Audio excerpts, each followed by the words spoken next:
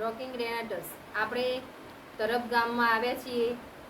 એ ગામમાં અશ્વિનભાઈ ઠાકોરને 2 કિડનીઓ ફેલ હતી.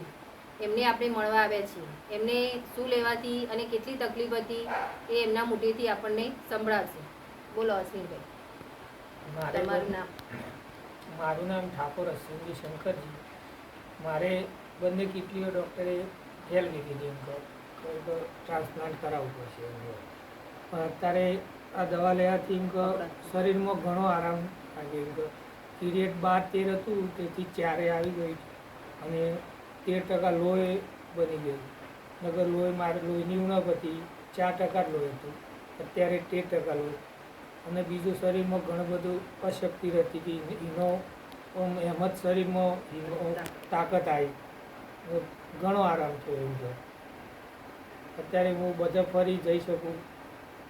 તો તમે આ દવા લેવાથી તમે બધા ઓલ ઇન્ડિયામાં બધા લોકો જોશે આ વિડીયો, તો તમે શું કહેવા માંગો છો? આ દવા કોઈએ લેવી જોઈએ કે ના લેવી જોઈએ? આ દવા લેવી જોઈએ, બધાને લેવી જોઈએ. ઘણો ફેર પડશે આનાથી. Okay, rocking રેનાટસ.